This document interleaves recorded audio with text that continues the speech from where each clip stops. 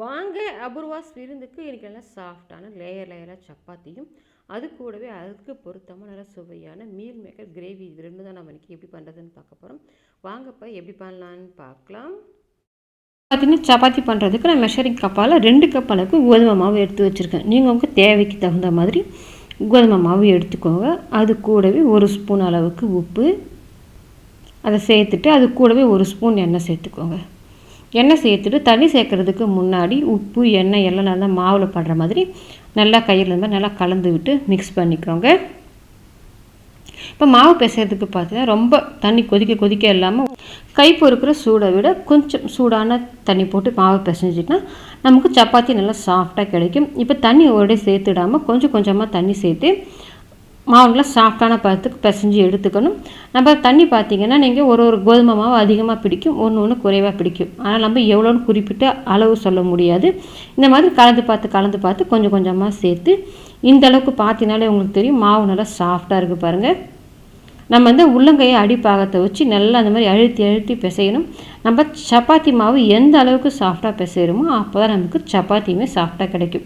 இப்போ இது மேலே வறண்டு போகாமல் இருக்கிறதுக்காக ஒரு 1/2 ஸ்பூன் அளவுக்கு எண்ணெய் தடவி விட்டுட்டு ஒரு தட்டு போட்டு ஒரு 1/2 மணி நேரத்துக்கு நல்லா மூடி விட்டுருங்க. எல்லாம் ஒரு 1/2 மணி நேரத்துக்கு ஊறி இருந்துச்சுன்னா மாவு நல்லா சாஃப்டாகி வரும். அதுக்கு அடுப்பில் ஒரு கடாய் வச்சுட்டு அதில் 1 டேபிள் ஸ்பூன் அளவுக்கு எண்ணெய் சேர்த்துக்கோங்க. இப்போ இதில் 4 கிராம்பு, ஒரு துண்டு பட்டை, ஒரு அன்னாசி மொட்டு, அது கூடவே ஒரு ஏலக்காய் சேர்த்துட்டு 2 டீஸ்பூன் மிளகு, 1 டீஸ்பூன் சீரகம், 1 டீஸ்பூன் சோம்பு சேர்த்துட்டு எல்லாத்தையும் நல்லா பொரிய விட்டுருங்க. இப்போ இது எல்லாம் நல்லா பொரிஞ்ச பிறகு நான் 100 கிராம் அளவுக்கு சின்ன வெங்காயம் தோல் எடுத்துகிட்டு வச்சுருக்கேன். அதை இதில் சேர்த்துக்கோங்க. உங்கள்கிட்ட சின்ன வெங்காயம் இல்லைன்னா மீடியம் சைஸில் ஒரு வெங்காயம் சேர்த்துக்கிட்டிங்கன்னா கூட போதும். அது கூடவே 2 மீடியம் சைஸ் தக்காளி பொடியை கட் பண்ணிட்டு வச்சுருக்கேன். இது எல்லாத்தையுமே சேர்த்துட்டு இப்போ இந்த வெங்காயம் தக்காளி எல்லாம் நல்லா வதங்கி வரணும், வதக்கி விட்டுருங்க. இப்போ பார்த்தீங்கன்னா வெங்காயம் தக்காளி எல்லாமே நல்லா வதங்கி வந்துருச்சு. இப்போ இதை ஆற வச்சுட்டு நைஸாக அரைச்சி எடுத்து வச்சுக்கோங்க. இப்போ இந்த கடாய் கூட பார்த்தீங்கன்னா நம்மக்கிட்ட இண்டாலியமில் சப்பாத்தி உருட்டுற மனை, மிளகு சீரகம் இடிக்கிற இடி உரல், அது கூடவே பார்த்தீங்கன்னா இண்டாலியமில் தோசைக்கல் புடி உள்ளது புடி இல்லாதது ரெண்டுமே நம்மக்கிட்ட சேலுக்கு அவைலபிளாக இருக்குது. இது எல்லாமே உங்களுக்கு வேணும்னு நினச்சிங்கன்னா ஸ்க்ரீனில் நான் கொடுக்குற நம்பருக்கு வாட்ஸ்அப் பண்ணுங்கள். டீட்டெயில்ஸ் சென்ட் பண்ணுறேன். வேணுன்றவங்க ஆர்டர் பண்ணிவிட்டு வாங்கிக்கலாம். இப்போ கடாயில் 1 டேபிள் ஸ்பூன் அளவுக்கு எண்ணெய் சேர்த்து வச்சுருக்கேன். இப்போ இதை தாளிக்கிறதுக்கு நம்ம பட்டை கிராம்பெலாம் அரைச்சிட்டதுனால வெறும் சோம்பு மட்டும் சேர்த்து நல்லா பொரிய விட்டுட்டு 2 மீடியம் சைஸ் வெங்காயம் பொடிசாக கட் பண்ணிட்டு வச்சுருக்கேன். அதை சேர்த்துக்கோங்க. அது கூடவே ஒரு கொத்து கருவேப்பிலையும் சேர்த்துட்டு இந்த வெங்காயம் நல்லா நிறம் மாறி வதங்கி வரணும். அது வரைக்கும் வதக்கி விட்டுருங்க. அப்போ தான் நமக்கு நல்ல டேஸ்ட்டு கொடுக்கும். நல்ல கலர் மாதிரி வதங்கி வரட்டும்.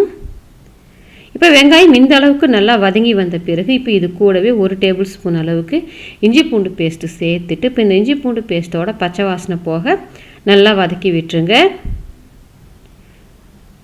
இஞ்சி பூண்டு பேஸ்ட்டோட பச்சை வாசனையில் நல்லா போய் வதங்கி வந்த பிறகு நம்ம அரைச்சி வச்சு தான் அந்த மசாலாவை சேர்த்துட்டு நம்ம ஏற்கனவே மசாலாவை நல்லா வதக்கிட்டு தான் அரைச்சிருக்கோம். இருந்தாலும் ஒரு 2-3 நிமிஷத்துக்கு இன்னுமே சேர்த்து நல்லா வதக்கி விடுங்க. இப்போ இந்த மசாலாவை நல்லா வதக்கி விட்ட பிறகு இதில் காரத்துக்கு நம்ம ஏற்கனவே 2 டீஸ்பூன் மிளகு சேர்த்துருக்கோம். இப்போ நான் 1 ஸ்பூன் தனி மிளகாத்தூள் சேர்த்துக்கிறேன். நீங்கள் காரத்துக்கு தகுந்த மாதிரி அட்ஜஸ்ட் பண்ணி சேர்த்துட்டு அது கூடவே 2 ஸ்பூன் மல்லித்தூள், இது கிரேவிக்கு தேவையான அளவுக்கு உப்பு சேர்த்துட்டு நல்லா கலந்து விட்டுருங்க. இந்த பச்சை வாசனையெல்லாம் போயிட்டு வரட்டும். இப்போ இந்த மசாலாவோட பச்சை வாசனையெல்லாம் நல்லா போய் வந்த பிறகு நான் 1 கப் அளவுக்கு சோயா சங்க்ஸ் எடுத்து கொதிக்கிற தண்ணியில் நல்லா ஊற வச்சுட்டு ஒரு தண்ணி போட்டு அலசி நல்லா புழிஞ்சிட்டு சேர்த்துருக்கேன். நல்லா தண்ணியெல்லாம் ஒட்டை புழிஞ்சு சேர்த்துக்கோங்க. நான் சின்ன சைஸ் சேர்த்துருக்கேன், நீங்கள் பெரிய சைஸ் சேர்க்குறதுனாலும் சேர்த்துக்கலாம்.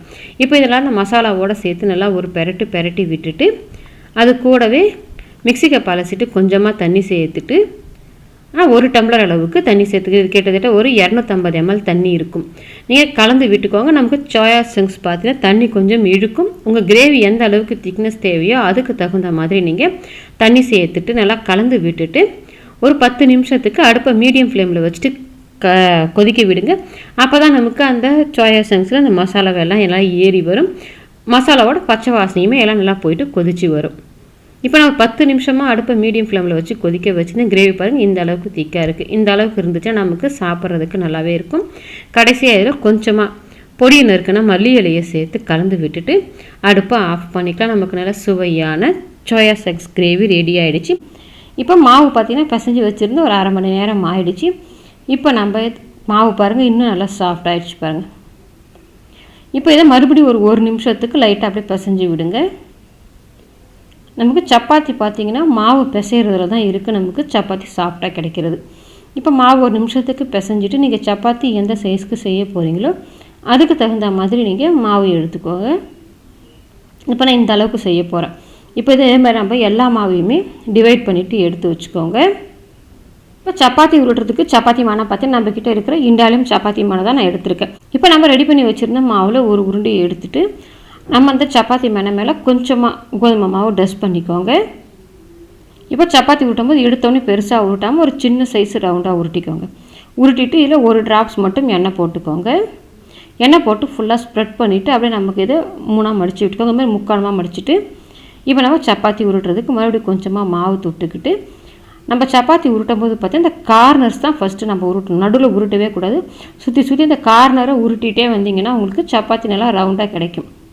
இது ஆரம்பத்தில் வராது. நீங்கள் 2-3 டைம் நல்லா பழக்கமாக உருட்டி பார்த்தீங்கன்னா உங்களுக்கு அழகாக வந்துடும். அப்படி உங்களுக்கு வரலைன்னா கூட பரவாயில்ல, நீங்கள் முக்கோணமாக கூட நீங்கள் சுட்டி எடுத்துக்கலாம். இப்போ பார்த்தீங்கன்னாலே உங்களுக்கு தெரியும் நான் உருட்ட சப்பாத்தி பாருங்கள் ரவுண்ட் ஷேப்புக்கு மாறி வந்துருச்சு. நீங்கள் சப்பாத்தி உருட்டும் போது ரொம்ப மெல்லுசாகவும் உருட்டக்கூடாது, அதே சமயத்தில் ரொம்ப மொத்தமாகவும் உருட்டக்கூடாது. மொத்தமாக உருட்டிட்டிங்கன்னா சப்பாத்தி ஹார்டாக இருக்கும். மெலிசாக உருட்டிட்டிங்கனாக்கா அப்புறம் மாதிரி முறுமுறுன்னு ஆகிடும். இப்போ நான் சப்பாத்தி பார்த்து நல்லா ரவுண்டாக உருட்டி எடுத்துட்டேன். இந்த மொத்தத்துக்கு உருட்டிக்கோங்க. இப்போ நான் அடுப்பில் சப்பாத்திகள் காய வச்சுருக்கேன். அதில் போட்டுட்டு சப்பாத்தி அப்படியே விட்டுடக்கூடாது ஒரு சைடு ஃபுல்லாக வேகிறதுக்கு. இது மாதிரி திருப்பி போட்டு தான் வேக வைக்கிறோம்.